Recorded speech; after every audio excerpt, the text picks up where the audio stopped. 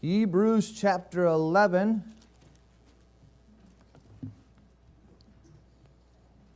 There's a lot of things you could be doing right now rather than being in church, but I can't think of anything better. We're almost halfway through the year. Isn't that incredible? We're preparing for Christmas already, right? I mean, time flies. You look at the calendar and you have to get ready for what seems to be tomorrow is the next year. But being halfway through the year, or just about, we are halfway through the year of our emphasis of increasing our faith. And back in January, we started in the gospel account, sitting underneath the teaching of Jesus Christ on faith. And shortly thereafter, we have then entered the hall of faith in Hebrews chapter 11, and we have been walking those halls ever since. So let's read verses 32 and 33 and get right into our next element of our discussion. Verse 32, after speaking about Rahab and many other individual heroes of the faith, Paul the apostle, the author of Hebrews, writes, "And what shall I more say? For the time would fail me to tell of Gideon and of Barak and of Samson, or Barak, and of Samson and of Jephthah, of David also, and Samuel, and of the prophets, who through faith subdued kingdoms, wrought righteousness, obtained promises, stopped the mouths of lions." And we'll stop right there for sake of time. There's a lot of other things that unnamed heroes of the faith accomplished in the Old and early New Testaments that the author of Hebrews 11 writes here. And when the apostle realizes he ran out of time and just lists a few more characters, he lists a number of judges, he lists a king in David, and he lists a prophet in Samuel, and then he just goes from there and leaves unnamed prophets because there are many of them. The judges that he referenced here, you must know, in the Old Testament have no record of faith or belief attached to their stories. By attached, I mean it's never mentioned. It's not even referred to. When you read the book of Judges and you read about Gideon and Barak and Samson and Jephthah and even others, you're never going to see the word faith, belief, or any variation of those words. The book of Judges doesn't tell us anything about faith. Now, the book of Judges does possess plenty of virtue on display. You read through the book of Judges, and there are virtues, there are attributes that are admirable, worth emulating. Perhaps the greatest virtue or the most visible is that of courage. The book of Judges tells us of courageous men and women. The story of the Judges really hinges on the up and down history of the nation of Israel, the back and forth history or pattern of the nation of Israel. You have the nation of Israel forsaking God, which would result in God forsaking them, selling them into the hands of their neighbors for bondage. And then the children of Israel, decades later, would realize this isn't fun, this isn't what we wanted, so they cry out to God. And as is the nature of God, He is sensitive to the cries of His people, and He answers their prayers and delivers them out of that bondage. And He would always do so in the book of Judges by using a person, by using a leader in that nation, whether it be a military leader, a political leader. Most of the time, they're referred to as judges. And all of these judges faced uphill odds. They all faced their own Goliaths of sorts, and they required courage. They had to go up to the nation that they were enslaved by and challenge them. And without the New Testament, without the book of Hebrews, we wouldn't realize that their victories did not come on the back of courage. Their victories came on the back of faith. Because here we have Hebrews 11 telling us that these judges and others subdued kingdoms, not by courage, but by faith. That tells us that courage was born out of faith, and so too, our courage will be born out of faith. We saw 2 weeks ago the faith of Gideon, and that he, by his faith, subdued a kingdom, the kingdom of Midian. And we noted over the course of a few chapters in the book of Judges that his faith was relatively weak, or at least anemic early on, but it grew passage after passage, story after story, chapter after chapter, to the point where he had no fear, and he raced into the battle, and of course God delivered them. Gideon fully believed by the end of his story that God was with him.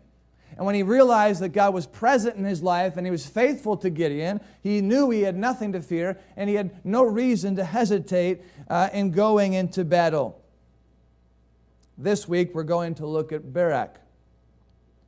We're going to see how Barak also by his faith subdued a kingdom.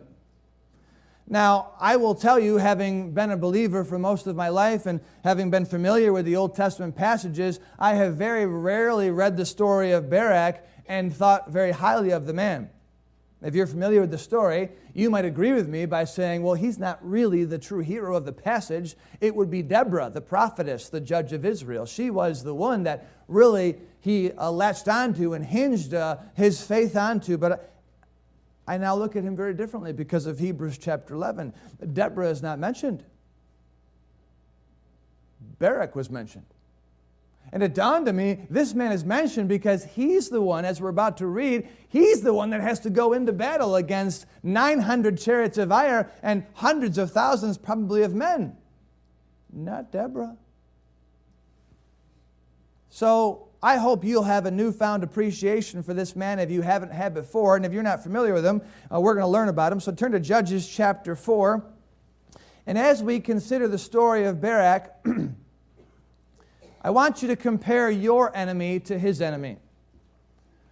Because all of us have enemies. All of us are engaged in some type of spiritual conflict. All of us are engaged in something that troubles us, that oppresses us, that resists us. All of us are facing something that brings us down every day and poses challenges. None of us are floating through life on easy street. And if you are, then you're about 4 years old and you haven't yet experienced life. But even now, you can be a child and be dealing with complicated, intricate problems. Life is not easy for anyone. So whatever your enemy is, it may be mental, it may be emotional, it may be physical, it may be medical, it may be financial, it may be relational, it may truly be temptation or some vice or some addiction. Whatever you're dealing with, that's your enemy. And God would have you to subdue that enemy just as Barak is about to subdue his enemy. But you have to understand this story hinges on, as does your victory, it hinges on faith is the key to overcoming your obstacles, to overcoming your kingdom. And it's important you recognize that your faith must increase. That's why we're embarking on this journey. Your faith must increase if you plan on having victory in your life. In Judges chapter 4, the story is the children of Israel do evil again in the sight of God. And God sells them into the hand of the Canaanites. Jabin is the king, Sisera is the general. And in verse 3, read with me, the children of Israel cried unto the Lord, for he had 900 chariots of iron, and 20 years he mightily oppressed the children of Israel. Mightily oppressed. If you are aware of your problems, if you're aware of what you're facing as far as resistance, difficulties, challenges, then I wonder if you can relate to that phrase, mightily oppressed. And until you realize that whatever you're dealing with is mightily oppressing you, it's keeping you from rising up, it's keeping you from furthering on, it's keeping you from becoming the person God wants you to be, then you're not going to cry out to God for deliverance. So whatever you're dealing with, if it's keeping you back from being the person God wants you to be, you have to recognize it is oppressing you. The problem is we like typically our problems, which sounds backwards, but we do. Because our problems get us attention. And many times our problems are just because of selfishness or because of some type of thirst we have for something that we shouldn't like. We don't want to recognize how bad it is for us. So you've got to, you got to identify your enemy is not your friend. Once you realize it's intending to oppress you, I hope you will cry out to God for help. That's when your faith can begin. Verse 4, and Deborah, a prophetess, the wife of Lapidoth, she judged Israel at that time, and she dwelt under the palm tree of Deborah between Ramah and Bethel and Mount Ephraim. And the children of Israel came up to her for judgment. And she sent and called Barak the son of Abinoam out of Kadesh Naphtali, and said unto him, Guys, I want you to put yourself in his position. Ladies, it's easier for you to relate to Deborah today. I understand that. But all of us need to put ourselves in Barak's position. And then, guys, especially, I want you to hear what this lady under a palm tree tells you to do. Hath not the Lord God of Israel commanded, saying, Go and draw toward Mount Tabor, and take with thee 10,000 men of the children of Naphtali and of the children of Zebulun. And I, God, will draw unto thee to the river Kishon Sisera, the captain of Jabin's army, with his chariots and his multitude. Yeah, those aren't comforting words. Except God says, I will deliver him into thine hand. And then in verse number 8, we begin our understanding of his faith. Barak says unto Deborah, If thou wilt go with me, then I will go. But if thou wilt not go with me, then I will not go. Number one, I want you to see that Barak had the faith to consider. The faith to consider what he was being told. Now you might notice that he said if. If is not the word of the faithful. Anytime throughout the Bible someone says if, they are doubting something. They are skeptical of something. They're not all in. They're not believing what they were just told. So it may not be the word of the faithful, but in our passage, it is the word of the contemplator. Barak's faith was not on empty. It certainly wasn't on full. But what we see here is the beginning of his faith starting to cultivate. This, what we're about to read, is the birthplace of his success. It's the birthplace of his victory, of his conquer. He had enough faith in God to consider what he was told. He was not all in, but he certainly wasn't all out. And his offer to Deborah indicated hesitation, but it also indicated consideration. He was told by someone else, not God in God's own words and voice. He was told by someone else to go and gather 10,000 men and challenge the man that has dominated your country for 2 decades. He was told by someone else to go get men and go up to 900 chariots of iron and countless soldiers, certainly many more than you would have to offer. What he was told to do was incredibly bold and incredibly dangerous. And what makes it interesting to me is, and no offense, ladies, but you understand there is a difference between male and female. And he was told by a woman sitting under a palm tree, Hey, boy, go get 10,000 men and fight. Now, I know my first instinct is, you do it. Right? Yeah, you're sipping your iced tea under a palm tree, lady, and you want me to go jeopardize my fight for you? That's exactly what I would interject to her if she gave me that. He could have easily done that on the grounds that she was insane and delusional. And let us not ignore the fact that we are talking about a heavily male-dominated society, right? Can we all agree on this?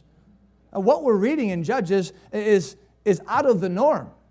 You will not find another woman leading the nation of Israel, if my quick memory is correct here.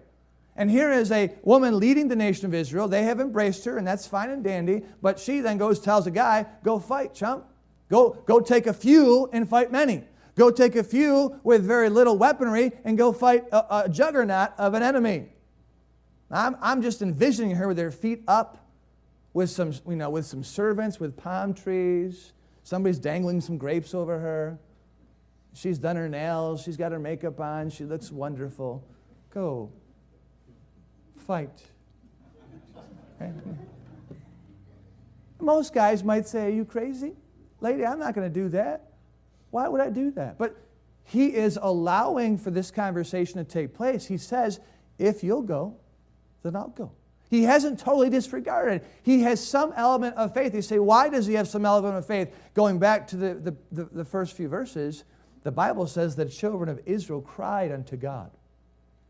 And what I see in the text here is the children of Israel, the whole nation, including Barak, they're crying out to God, saying, God, deliver us from Jabin, the king of Canaan.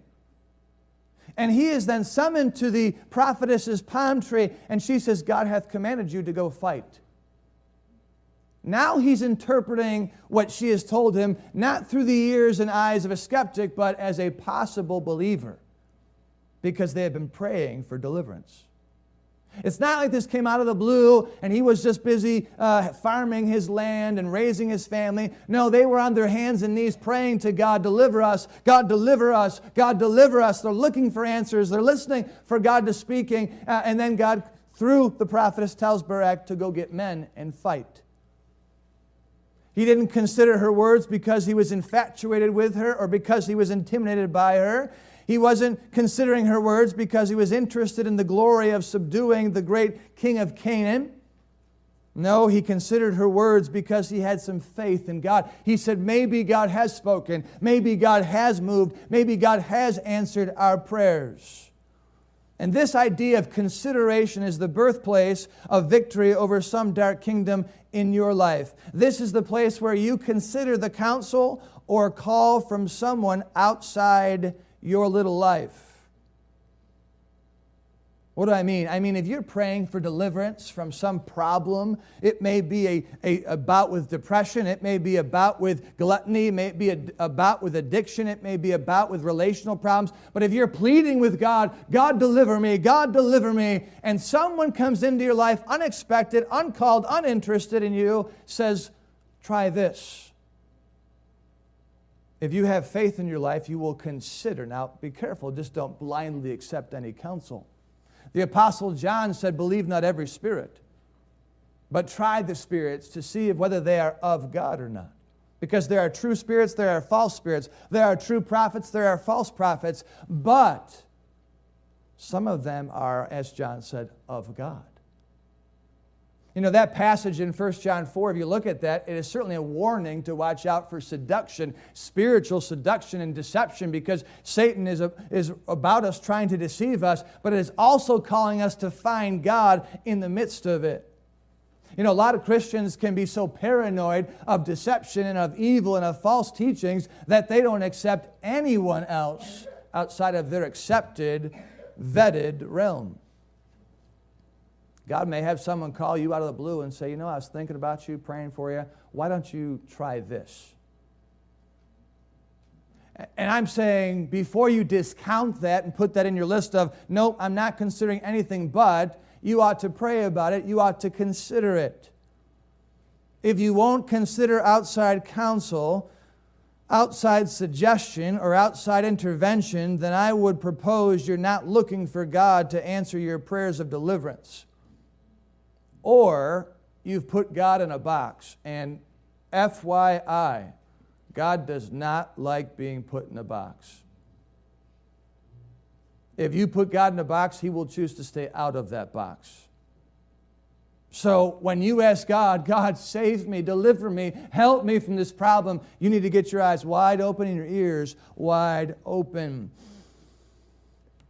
I wonder if you've ever talked to someone in a predicament where they are really enslaved by some personal problem, and you say that you see him praying for deliverance and you hear him talking about it all the time, and then you go up to them and say, you know, just a suggestion, why don't you try this? And they say, no, I'm not going to do that. Let me tell you how frustrating that is. That's frustrating, but more so it tells me that they're not even open to anything outside of what they've already tried or what they intend on doing, which indicates they have no need for God because they already have a plan in place. In Barak's case, God's intervention was through a woman under a palm tree telling him to do the insane. So not everything makes sense. I can assure you he didn't wake up that morning and say, you know, I think it would be a great plan to get 10,000 men and go face the king of Jabin at the Mount Tabor. He probably would have felt better if a military man told him to do that. He probably would have felt better if a war hero told him to do that. But God chose to intervene in his life using a woman under a palm tree. God does not always intervene in our lives as we expect. God does not speak to us always the way we intend for Him to do. Just ask a Balaam. I mean, one day he woke up, was not following God. God intervened and used the mouth of a donkey to talk to him. Now, please, don't eat mushrooms, go home and look at your pet. But God can speak to you any way He wants to. Ultimately, it's got to match up with the Word, but you understand what I'm saying. Life has a way of giving God many tools to get a hold of us and get our attention on something else.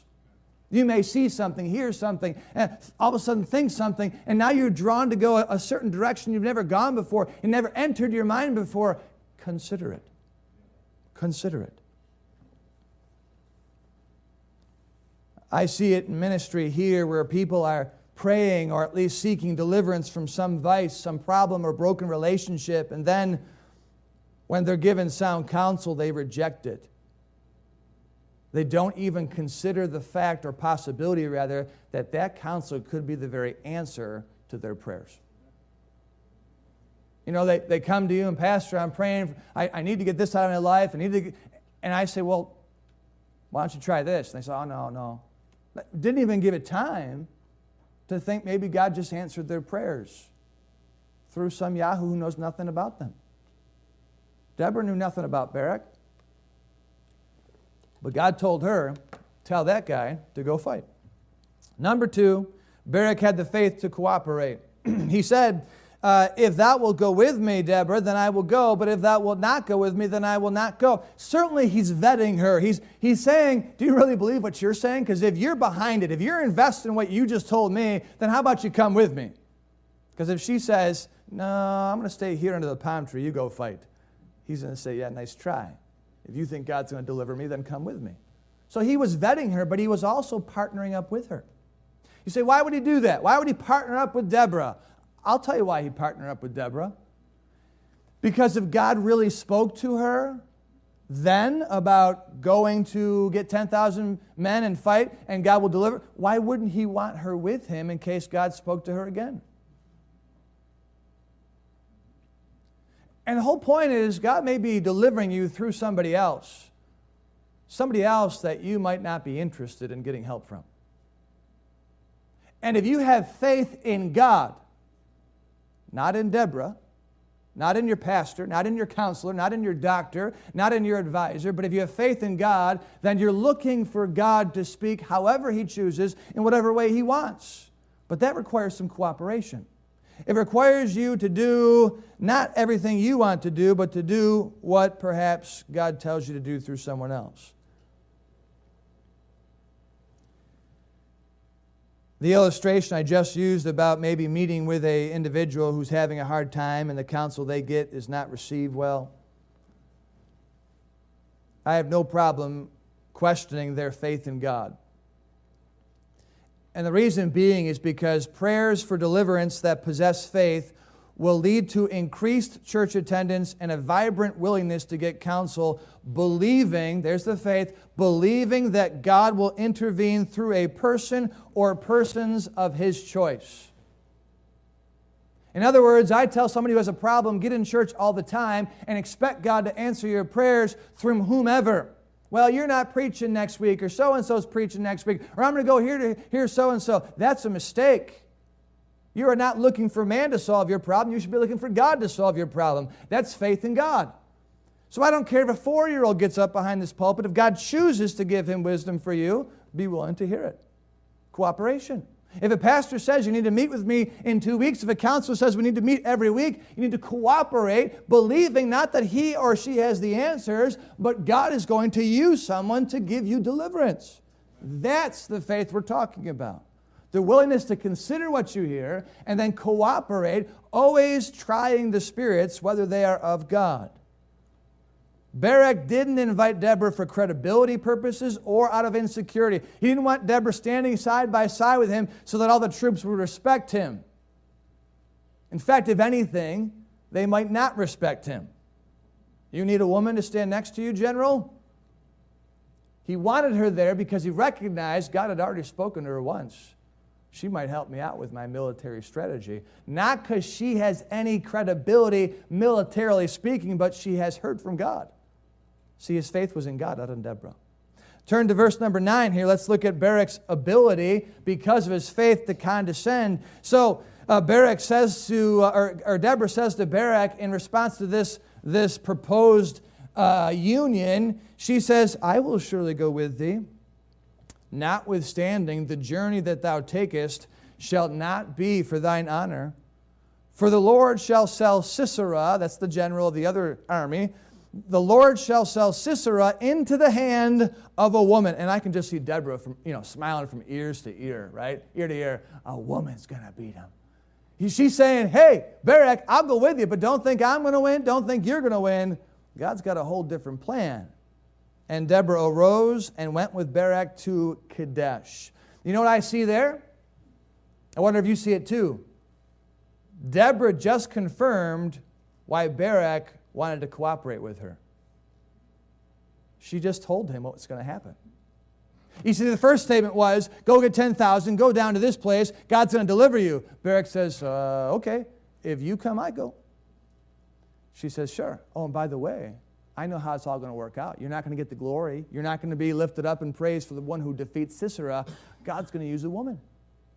So he has already gotten intelligence out of her by cooperating with her. His consideration, his cooperation already paid off. And what we see in the passage is not a weak man. What we see in the passage is not a man dependent upon a woman or dependent upon another individual or dependent upon someone else being there. What we see is a humble man because of his faith. He recognizes that God is at work, not Deborah, and he's willing to condescend and still go into battle, knowing he will not get any stars on his chest, knowing he will not have any parades thrown for him when he gets home. He is going into battle because he's about to see God answer his prayers for deliverance, not glory.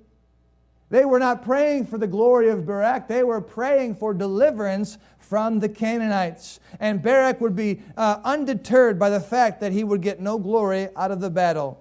He would not be deterred by the fact that a woman would kill the enemy's general, not the mighty general of the Israeli army. The man or woman of faith isn't concerned with how God delivers them. The man or woman of faith isn't concerned with what God chooses to deliver them. The man or woman of faith does not care about particulars of what they have preached for years and years about whatever it may be is your preferred remedy. The man or woman of faith is only concerned about seeing God work. Can I make a statement that will help you? Deliverance in your life will not come through faith in a person or persons or in a system or in an organization.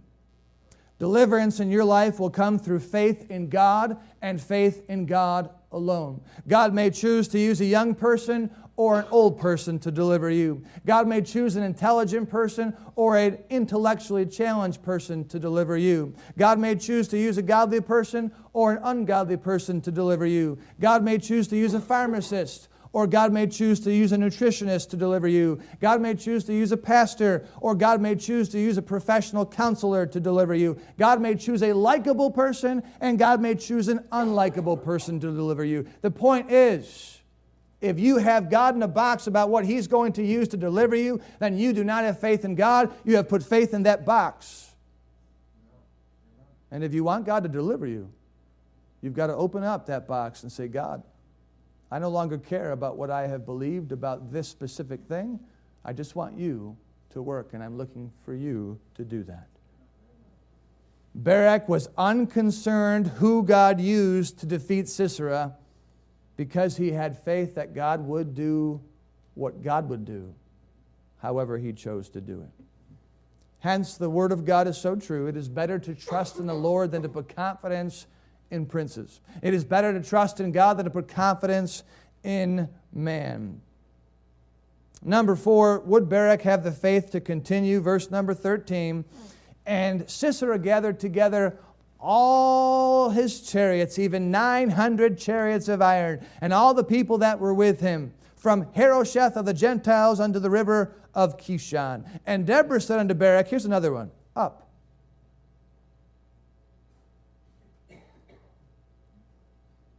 So let's go back in time. Let's jump into Barak's sandals. And you've got 10,000 people. You've got Deborah next to you. And you look across the way, and there they are. The mighty Canaanite army. There's 900 chariots of iron. In our day, it would be 900 tanks. And you've got 0. And wise woman Deborah says, up. Go. You go. Right? I mean, this is the moment that his faith would be challenged. All right, you've gone this far. You've taken the steps of faith. But there they are. I mean, this is the moment where you have had your whole life to build your faith up. But you're in the doctor's office and you just got the diagnosis. This is that moment that it's fine to work towards the moment and pump up your faith, and I'm ready for it, but then you're staring into the eyes of it. And some yahoo next to you says, go ahead, go up. She says in verse 14, for this is the day in which the Lord hath delivered Sisera into thine hand. Is not the Lord gone out before thee? So Barak went down from Mount Tabor, and 10,000 men after him. Yeah, Barak had the faith to continue. He had the faith to consider that God was speaking through Deborah. He had the faith to cooperate with her. He had the faith to condescend and not worry about who gets the victory. And now he's got the faith to go right into battle. You see, it's one thing to take a step of faith under a palm tree where victory sounds great. It's another thing to take that step of faith when you're staring into the eyes of the king of Jabin's mighty general Sisera. It's an entirely different thing to stare into the eyes of the chariots of iron and the horse leading those chariots. We are talking about increasing our faith because we need to have faith not when everything is going well, but when everything is not going well. We need to increase our faith while things are going well so as to be ready for the boom when it's lowered and we have to deal with the uncomfortable and the difficulties. We need to have a strong faith in God so that when the enemy shows up at our doorstep, we don't faint. We need to have a strong faith in God so that when fear comes knocking at our door in the middle of the night, we don't flee. We need to have a strong faith in God so that when the waters start to pour over our soul, we don't give up. We need to have strong faith in God, not just faith, but strong faith in God, so that when the marriage looks as bad as ever, we don't give up and rush to the judge and get a divorce. I've noted in the Word of God that He does His greatest work when our conditions are at their worst. We call them miracles.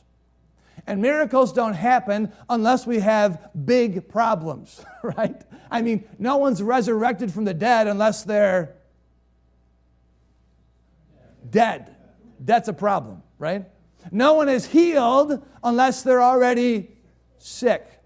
No one is delivered from financial tragedy unless they are in financial tragedy, right? The point here is, we need to have our faith when life is at its worst. God's greatest works require man's greatest faith in the face of life's greatest challenges. It's one thing to believe God's hand can feed you when you're employed, healthy, and financially secure. It's an entirely different thing to look to God and trust that He's able to take care of you when you're unemployed, sick, and financially broken, isn't it?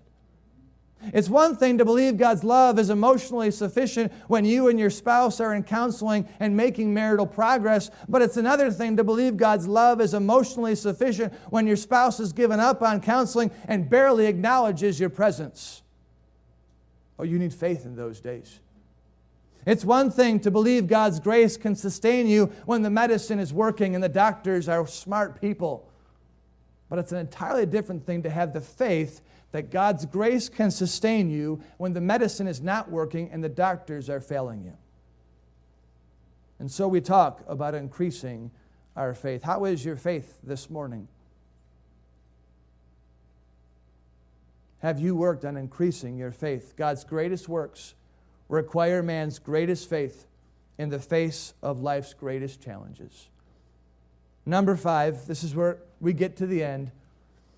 Barak had the faith to ultimately conquer. Verse 15, and the Lord discomfited Sisera and all his chariot. That's 900. And all his host. We don't know how many. That's a lot. With the edge of the sword before Barak, so that Sisera lighted down off his chariot, and he ran away like a little schoolgirl. He ends up in the tent of Jael, and Jael takes a tent stake and puts it through his temple, and he dies, and Barak ends up wiping everybody out, and they go back. Deborah gets a lot of fame.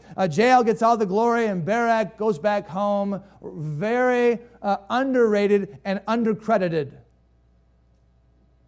but no longer under bondage. What he prayed for, oh God, deliver us from the Canaanites.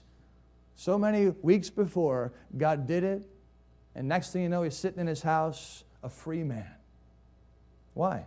Because he had the faith to consider those first words. He had the faith to cooperate with that individual who gave the words. He had the faith to condescend, knowing it wasn't who God used, but it was God doing the work. He had a faith to continue in the face of that great army, and he ultimately had the faith to conquer. He subdued kingdoms.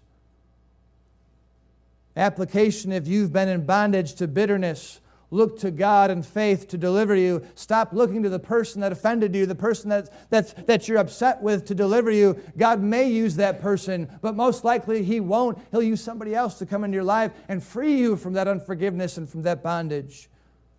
If you've been in bondage to some substance or to some vice, look to God in faith to deliver you. Look to God to heal you, to bring you out from that. Allow God to conquer your dark kingdom, to subdue it, however and by whomever He chooses. You might be enslaved to some uncontrollable thought or emotion this morning.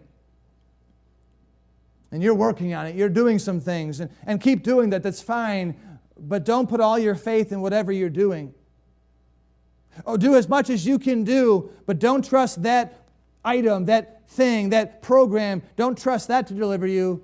Trust God to either use that or something else to deliver you. But God does want you to conquer your enemies. God does want you to run, not crawl. God does want you to finish the race, not crawl and quit on God. And so I conclude with a statement I made earlier. If you're looking to God in faith for true deliverance, this is the litmus test of your faith. If you're looking to God in faith for true deliverance, then your eyes will be constantly surveying the horizon for any sign of divine intervention, and your ears will be constantly listening for any sign of God intervening.